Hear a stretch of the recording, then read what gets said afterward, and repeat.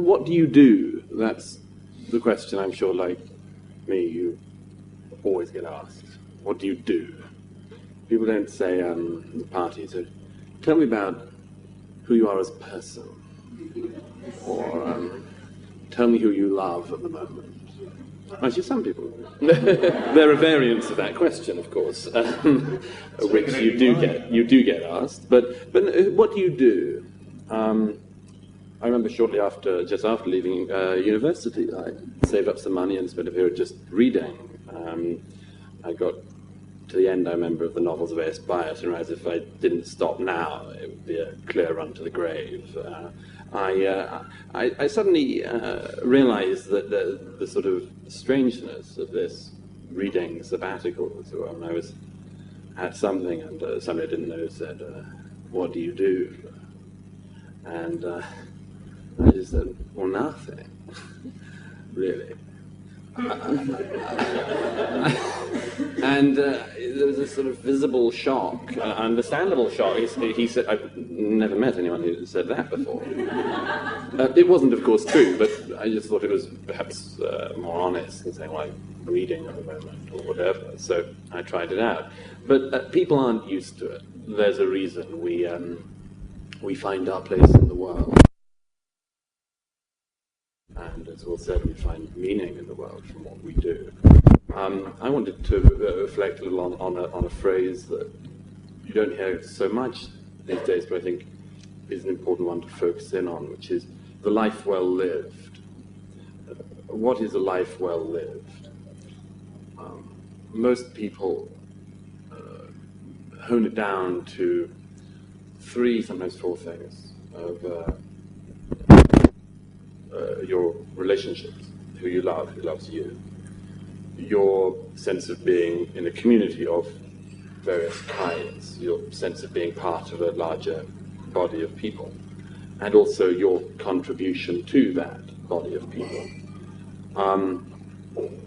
Work, then, is one of the most important things, not the most important thing, not the overriding thing, but a very important part of the life well lived. And one of the things that's most important about this, and what brings that sense of worth, is being rewarded appropriately for work well done.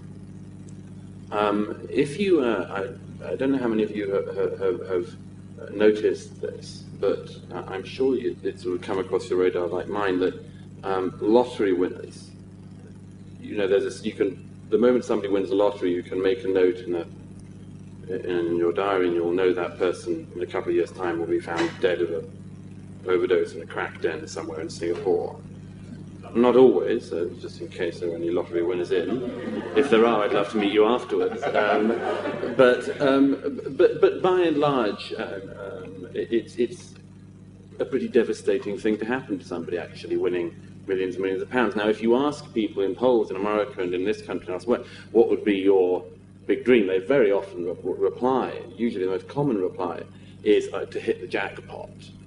Actually, hitting the jackpot is to be immediately taken advantage of by your nearest and dearest, usually your spouse or a parent or a sibling, and to end up, as I say, either destitute or addicted to things you didn't know the existence of particularly before. It's a very unhappy outcome very often to that eventuality. So what is it, though, that does give people worth? It is being rewarded appropriately for work done well. This is something I'd argue that we have been in the process of losing in recent decades in this country.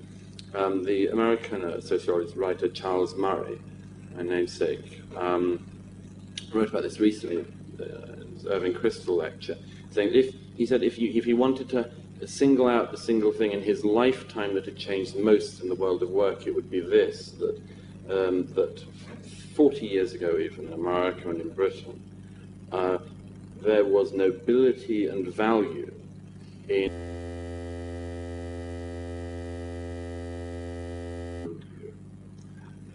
it wasn't a problem, it wasn't to be looked down upon if you did any kind of trade, labor, work, and so on.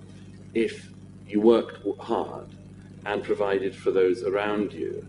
A lot of this has evaporated as a virtue in this country and in America in recent years, and there are various reasons for it. The most obvious, perhaps, is the changing of the nature of the working class in Britain and the development of what now is called the underclass, which is perhaps the most unpleasant fact of life we've got used to in Britain. The idea there is a class of people who do not work, often multi-generational, who do not work, and who therefore do not have this sense of purpose in life. The second, of course, that you notice is the, as it were, the nihilism of anyone who doesn't earn a Lehman Brothers salary.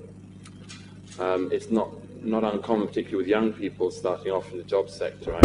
One of the people I employ pointed out recently, I pay people, I think, the going rate for university graduates leaving university and going into think tanks, but one of them came in the other day and said she'd seen a advert for an underground driver, which was going to pay about twice what she was paid, and this was after 6 weeks training. She'd come out of graduate school with 30,000 or so worth of debt. When people like that, of course, look at the debt they accumulate from study, look at the reward for other labours which they don't believe they've been prepared for, all sorts of inequalities have and are emerging in the economy which we're in. The conscience you're waving your paper, we'll draw some of this out further, but I just wanted to say one other thing, which is that if you, the American sociologist Arthur Brooks has written about this, if you ask people what they would like further to the salary they currently have, it usually adds up to about 40% additionally on top of the salary that they're currently on. I found this as well. If people ask for pay rises, it tends not to be, I'd like 5 times what I'm currently earning, or I'd like 5% more. But what they really aim for, what they can imagine, what they can see worth in spending money is roughly around that figure. So we have in our heads the kind of money we want to survive, and we have in our heads, I think, the kind of direction we want to work in. What I think we have to do as a society in Britain is to once again recreate the sense, not just of work as one of the most vital and important things that gives meaning to our lives, to remind people in this country of this, but also to remind them of that sense, as I used earlier, the word nobility, the nobility of doing a job, whatever job it is, and doing it well.